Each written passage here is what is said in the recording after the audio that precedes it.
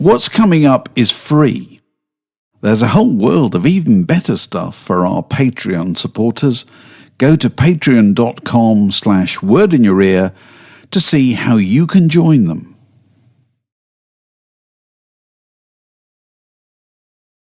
Well, welcome to another edition of Word in Your Ear, and to a world authority on Bob Dylan, who's tracked down and interviewed 40 people who've worked with him, who've played with him, who've performed with him, recorded with him, in order to shed some light on the inscrutable old rogue. And there's a fantastic bit in this book, which I was just reading this morning, where Dylan he notices that Dylan tends to sign his autographs left-handed.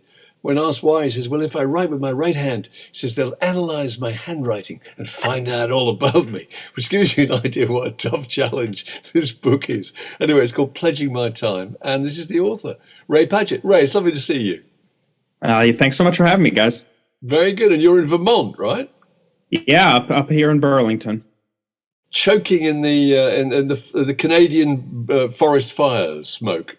Yeah, I'm glad to be inside right now. Going outside hurts your eyeballs these days. So where do you start with Bob Dylan? When did he first come into your life? He first came into my life in the mid-2000s. My dad had a couple records that I listened to, and I guess I was kind of vaguely intrigued by, but I wasn't like obsessed. But then somehow I saw he was coming to town. I lived in Chicago at the time. I talked my dad into taking me to see the show. And like a lot of people, I went to the show, didn't recognize a single song, didn't really understand what was happening. But I guess the difference then from other people is like I was just intrigued by it. Like I'm not even sure I liked it, which is the funny thing. But I was like, all right, this is different than I'd seen Simon and Garfunkel on their reunion tour with my friend's mom the previous year. And like, they sang the songs like you expect them to sing them. And they did The Sound of Silence and everyone sang along and held lighters in the air. So I sort of assumed that would be a Bob Dylan show. And it was so different that it sort of sent me down a rabbit hole. How old were you at the time? I would have been high school age, maybe 16. Yeah. Right.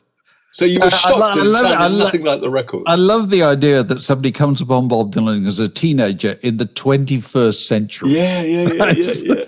That's absolutely amazing thing to me. So how did the idea of the book come to you? So I have been running this email newsletter on Substack for a couple of years called Flagging Down the Double E's, which is about Bob Dylan in concert. And most of them are just me writing about it. But I've interviewed some people for it. And, I quickly discovered that when I interviewed people who had played with him, those were, the most popular by far. And so I was just sort of plugging away at those. And after I had maybe, 10, 15, I was like, there could be a book here if I got another 20, 30 together, just for a book. I could put them together. And so then I sort of quietly started focusing in on the interviews, and hence the book. Right. And what did you discover about, there's so many different elements of the book, it's really fascinating, but one is about what life is like as Bob Dylan, what he has to go through every day. And there's one thing talking about the number of gifts. Everywhere he goes, there are gifts. People give him gifts, and there's just tables laid out, each backstage room, laden with presents. What else did you discover about what his daily routine consists of? I love that anecdote. And another one I love that I think is also just revealing about what his life is like is one of the musicians in the book recalled seeing, after Bob Dylan had checked out of the hotel, his security team going into his room and cleaning out all the trash bins. Just so no one would find and sell a draft of some unwritten song. And I mean, it's like a small little detail, but I feel like that tells you a lot. I thought that was really interesting, and it also it speaks of the kind of appeal of the book. Is that the great thing about musicians who go to play with Bob Dylan is they're absolutely enthralled by being with Bob Dylan, aren't they? Yeah, they remember every detail. They remember everything. Yeah, it's so vivid. So in a lot of cases, these are going back, 40, 50 years. I mean, I was going to say 60s people even more. Because you talk to people who were at high school with him, don't you? People who were in band. Who's the earliest one that you talked to? Was it Louis Kemp? Was that the guy who saw the first ever Dylan concert? Tell us that story. Yeah, that's amazing. that was even I think before high school. I think that was what we call middle school here. Yeah, that Louis Kemp he's got this amazing story because he was a childhood friend of Bob's. They met at a Jewish summer camp in Minnesota. Yeah. And yeah, the first Bob Dylan concert, and concert in heavy quotes, and I guess Bob Dylan in heavy quotes too, because he was, of course, Bobby Zimmerman then. There was no Dylan. But yeah, at this summer camp, they had a day where all the campers could like take on a role of a counselor. You could be the pretend swim instructor or whatever. And so young Bobby Zimmerman decides to be the music director. And so he just goes on the roof of the mess hall and just plays music all day for campers who walking by, mostly ignoring him, trying to, avoid it. It was like this, early public performance. And then the amazing thing about Louis Kemp is he's one of these people, again, a thread through the book of people who come in and out of Bob Dylan's personal and professional world over decades. He's a childhood friend. They lose touch. He goes on to found a big company. Then like 15, 20 years later, all of a sudden he's the producer of the Rolling Thunder Review in 1975. Which is absolutely amazing. It's astonishing, isn't it? He's in the fish business, isn't he? But is this the guy who's in the fish business? He's in the Bob Dylan at one point sells him. Bob Dylan at one point tells him, convincing him to do it, if you can sell fish, you can sell tickets, which I'm not sure that logic actually works, but it worked in that case. Yeah. But he also, so he kind of runs the Rolling Thunder tour. And then later on, doesn't Bob say, can I come to a meeting with you? Tell us about that. Yeah, so he has been in Bob Dylan's world for a year or so now doing this concert stuff. And yeah, but Bob Dylan, he's still running his big fish company. And so at one point, Bob Dylan says, can I come to this meeting you're going to with, the head of some fish distributor or something? I don't know. So he's like, okay. So Louis Kemp takes this meeting with some big person in the fish or food business. Bob Dylan comes along. The guy doesn't recognize him. Bob Dylan just sort of sits there in this, corporate conference room in New York. And then later, they leave. And then Louis Kemp runs into this guy at like a fish conference later. And the guy's like, how did you not tell me who that was with you? And he was like, I don't know. I introduced him as Bob. He's like, one of his assistants or someone younger was like, why was Bob Dylan in your conference room? And he couldn't believe that he had no idea.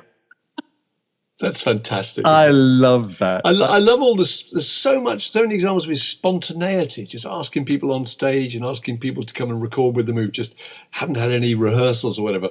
But the story of him meeting Scarlett Rivera is amazing. I mean, that was the case. He supposedly saw her walking down the street, right? Tell us that story. Yeah, that's exactly right. He's driving in a car down the streets of New York. He sees this woman who's carrying a violin case, and just if you've ever seen Scarlett on stage, sort of a gypsy look, long hair, makeup, very intriguing. So he pulls over. He says, "Can you play that thing?" To the violin. She goes, "Yeah." He goes, "All right, come get in the car." They go to his apartment. They jam for a couple hours. She says, "All right, I got to go see a friend of mine who's doing a show. Do you want to come?" She goes, "Yeah, all right." They go down. The friend turns out to be Muddy Waters.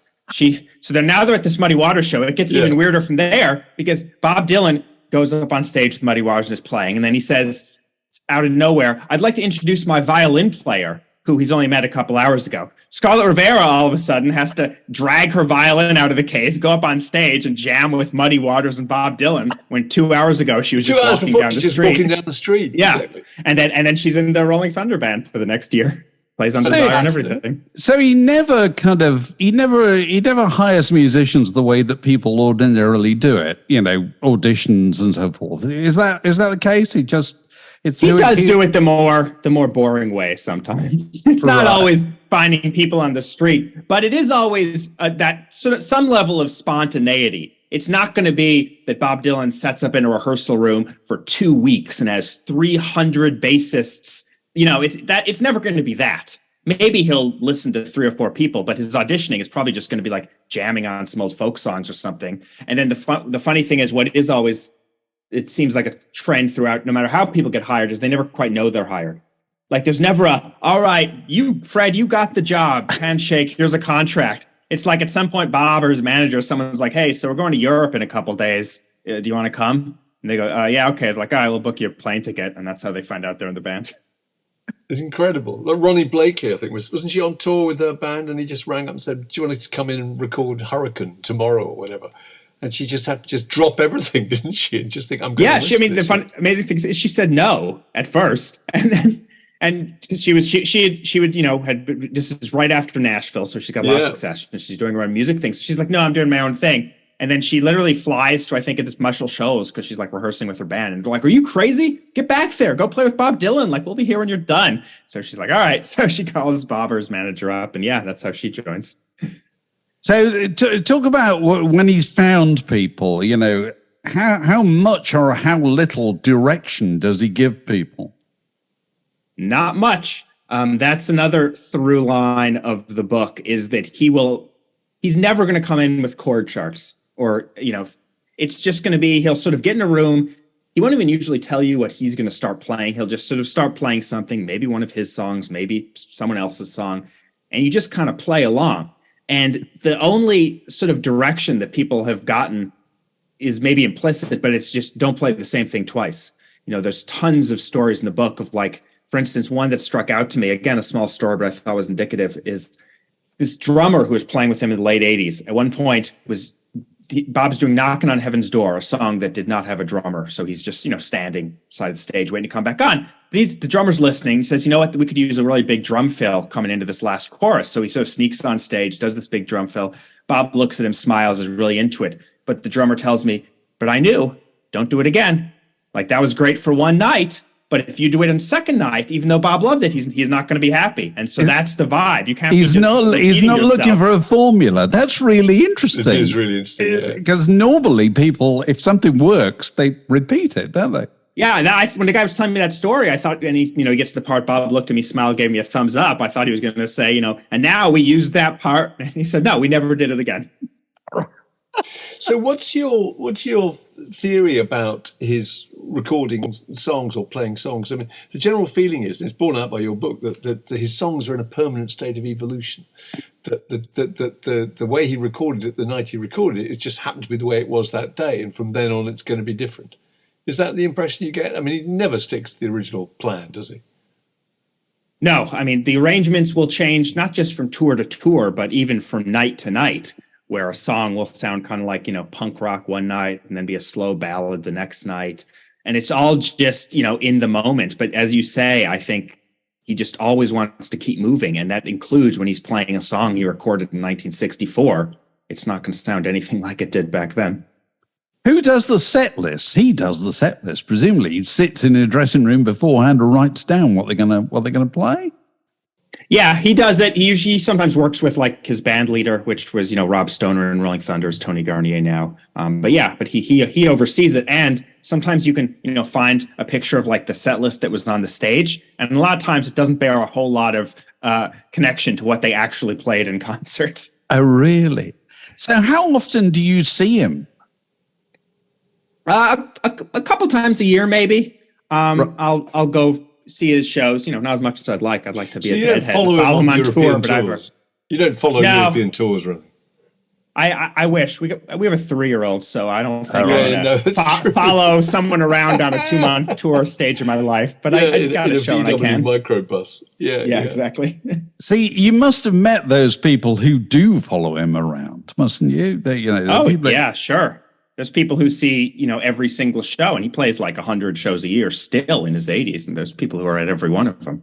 Really, literally, they're at every one. Oh, yeah, literally. That's not an exaggeration. You see, I always feel very sorry for Bob Dylan. He goes out on stage every night, he looks down in the front row, and pretty much the same people are there. They've been with their arms crossed, looking disapproving, and or writing notes, secretly video recording him. They're completists, aren't they? They have to have a recording of every night, or else their life falls apart. I can understand that, actually. So I was intrigued. I was just reading this morning. You got Richard Thompson in there as one of the interviewees who I think only played. Did he play with him twice or once? I can't remember. So he only played with him once, but he intersected twice because he toured with him. He played with him once in 1991, again, spontaneously, like barely any rehearsal. He'd never even met Bob Dylan before. Then, 20 plus years later, he's on tour with them, and Bob Dylan covers one of his songs. So yeah, the book, and he misses it, doesn't he? Richard Thompson misses it because he's on to the next show. In typical Dylan fashion, no one gives Richard Thompson a heads up. He's like the first of 5 on the bill, and Bob's the last. So he plays his set, and he has to get to the next town, which hundreds of miles away. And then he's halfway there, and then someone tells him that Bob Dylan is currently playing his song back in Clarkston, Michigan. It's extraordinary. I mean, because going back to what I was saying earlier, it's always fascinating me seeing Bob Dylan in any kind of company of rock stars, that no matter how big they are, they all kind of defer to him. You know what I mean? Even Mick Jagger and Paul McCartney would probably slightly defer to Bob Dylan. I think they would. Yeah.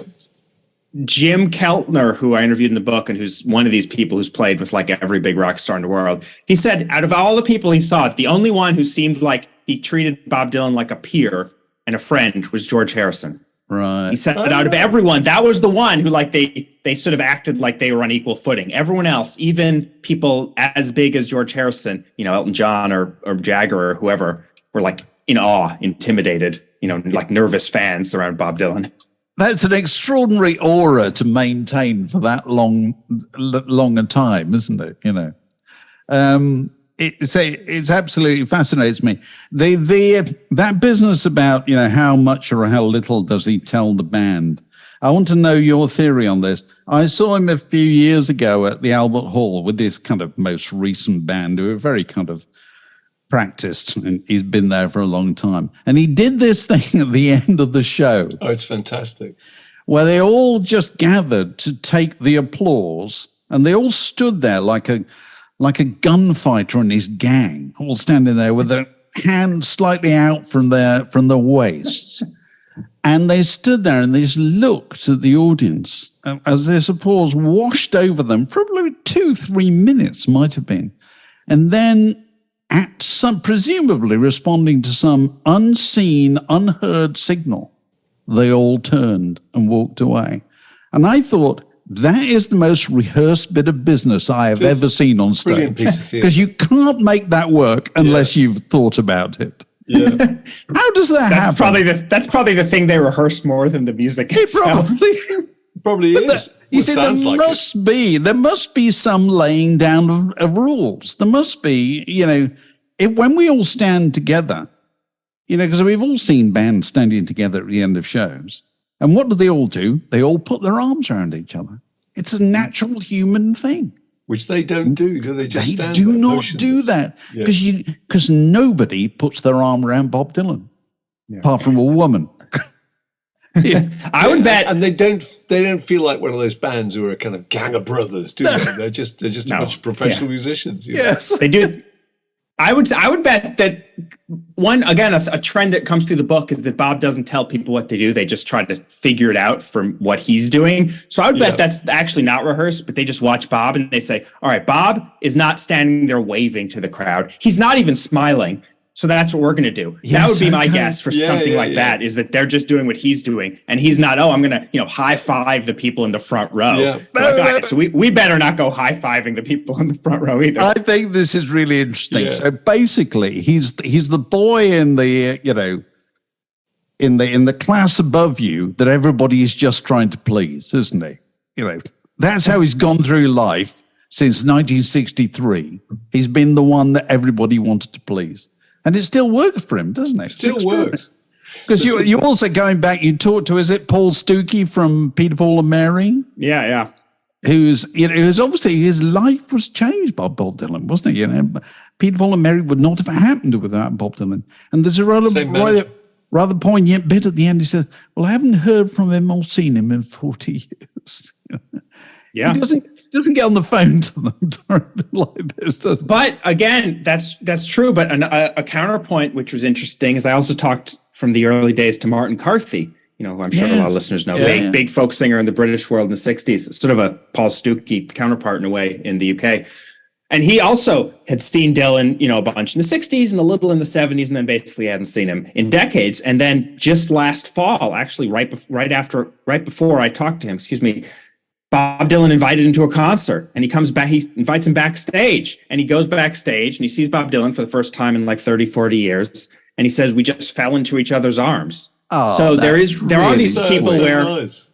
Bob Dylan's not going to, have a weekly call with you to catch up or whatever, but he does remember people, and he does sort of get, people come in and out of his world over decades and decades. That happens a lot in the book. It's interesting that everybody who you interview, they don't talk about how well or badly that the tour is going or the projects are going at the time. They just talk about the intensity of actually working with Dylan.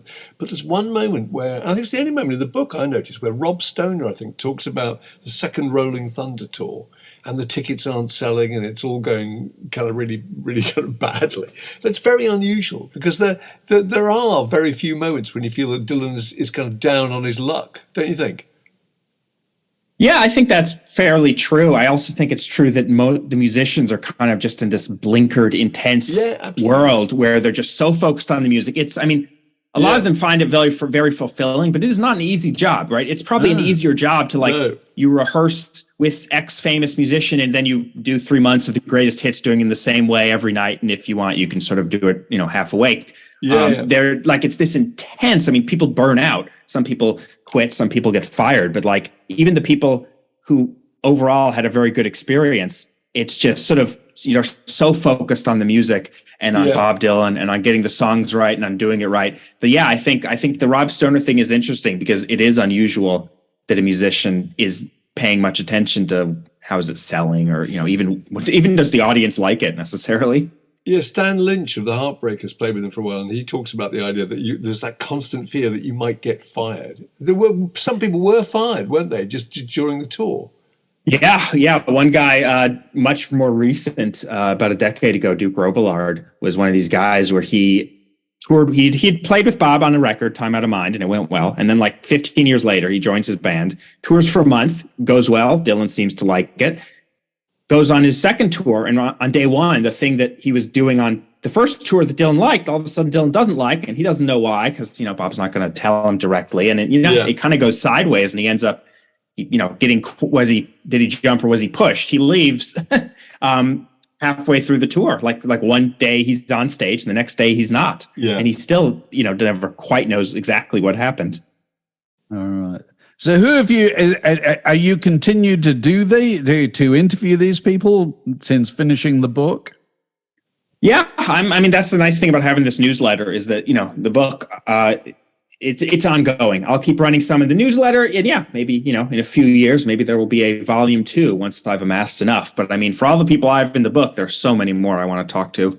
So I'm going to keep trying to knock them out. So who are the ones that you really like to talk to that's most difficult to get to? It's funny because you'd think the most difficult are the most famous, and that's not it at all necessarily. I've got Jeff Bridges and people in the book, and that wasn't very hard. But one guy I want to talk to who's not famous at all, but I think is phenomenal is this drummer named George Rosselli, who played with Bob for 10 years, including most of the shows I saw because he had just joined when I started seeing the band in 2004. And again, he's not a name. No one outside of Bob Dylan superfans knows who this guy is. But there's this mystique and secrecy around the world of Bob Dylan, which is probably why no one else wrote this book before. It's hard to get people to talk to you. The first few were almost impossible. Once I got a couple, it got a little easier because people saw, the musicians would see, okay, he's smart, he knows his stuff. It's about the music. It's not dumb or gossipy. But even still, some of these people take a year or more. Because they're so wary about putting a foot wrong. Presumably. Yeah, no, and fair enough. No one wants to say anything out of turn. But like I say, once people see what I'm doing, it's gotten a little easier. But there's still a ton of people I want to talk to. Can you imagine writing a book like this about anybody else? I don't think it'd be that interesting. There'd be much more overlap. It'd be like this after 2 or 3 chapters. I think it'd be the same story with a lot of people, but it's been such a varied career with such a varied group of musicians. And, this book, a lot of people have been like, this offers a window into what actual day-to-day life on the road with Dylan is that no one's had before. But he has more interesting day-to-day life than a lot of other people. I think you're absolutely right, because with most people, whatever artist you choose, for a lot of them, it's a gig, isn't it? It's a job. It's the time I toured with so-and-so. But this is Bob Dylan, and they're all, their memories are so vivid and so excited, and this is the one thing they'll always talk about.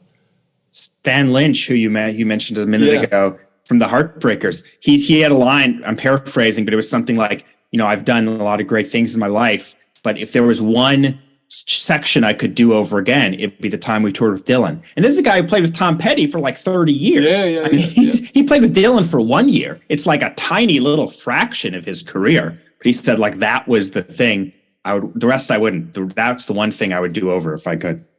Well, it's a fantastic book. I love this kind of thing. I could read this kind of thing forever, just stories of people who found themselves on stage with Bob Dylan and how it's not like being on stage with anybody else at all, because it really isn't. It's a terrific piece of work. Thanks very much for talking to us. Thanks. I really appreciate you having me on.